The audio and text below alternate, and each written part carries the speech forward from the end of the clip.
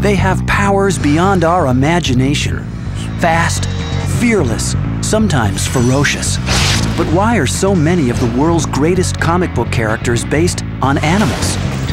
Get ready for the surprising story of how animals helped inspire some of the comic book world's most legendary characters. On Animal Icons, Comic Book Creatures.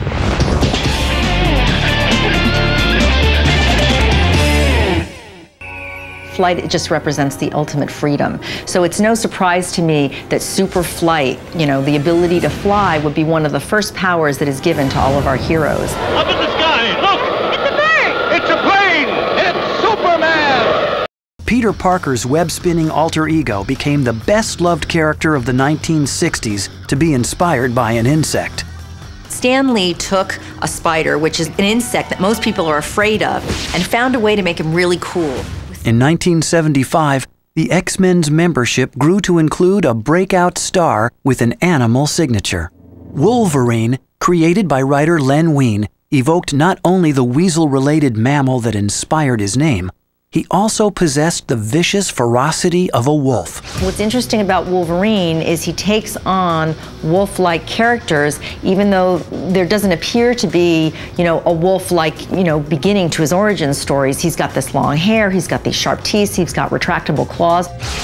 Wolverine's creation story had to do with scientific experiments and bonding all this metal to his body and all kinds of other stuff that both the comic books and the films have kept very hush-hush. But he very much embodies that very basic quality of attacking when we're pushed. Wolverine also reflects the classic comic book shorthand of linking a superhero with a famous animal to telegraph personality.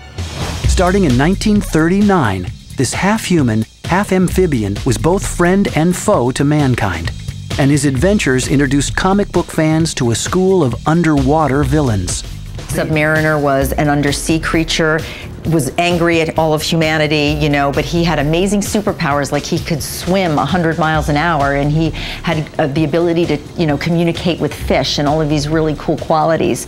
Submariner did play on our fears of the unknown and that whole mythological universe of Atlantis, which is where he comes from. But some underwater comic book stars have shown a more positive relationship between humans and the ocean. Take Aquaman, the so-called King of the Sea, who sprang from the briny depths of DC Comics in 1941.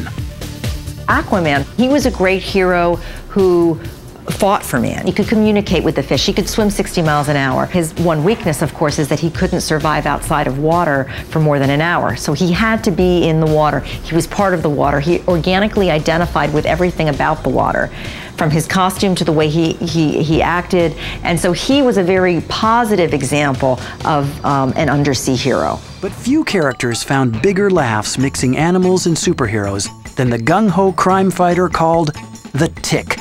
He can jump high, huge distances like a real tick, can hop and jump. And then he's got these antennas on the top of his head that balance him, a lot like real-life insects that have antennae that help keep them balanced.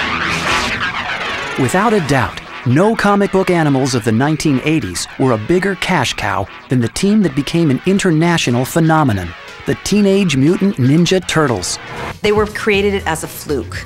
They were created as a parody. You had these two creators sitting down in their living room one day to create a hero comic book. Black and white print run, 3,000 comics, and then all of a sudden they developed a cult following. Part of what made the Ninja Turtles triumph with fans was the way they played against our perception of the animal they're based on. They're actually the antithesis of what a turtle would be. I mean, when you think of a turtle, it's kind of like hiding in its shell, pulled back, slow. I mean, these guys kick butt. They jump out, they're ninja fighting. So they started out as parody heroes, but have really come into their own as one of the most successful heroes in comic book and television today. But not every comic book animal took center stage. Some were super pets for more famous superheroes. Remember Superman's dog, Krypto? Krypto the super dog had all of the abilities that Superman had. So he had the ability to fly, he even wore a cape, and he was really the first pet sidekick that existed in comics. Ant-Man was a scientist. There's some experiment that goes wrong. All of a sudden, he's able to shrink down to the size of an ant, telepathically communicate with them, command legions of ants as his army. And then I gave him the Wasp as a girlfriend. She has the ability to fly like a wasp. So I called her the Wasp. And the whole concept of having an ant and a wasp together in union, I mean, that just doesn't make sense because in reality, wasps eat ants. I think I was a little bit crazy in those days, but it did seem to work out okay. Let's go, but inconspicuously.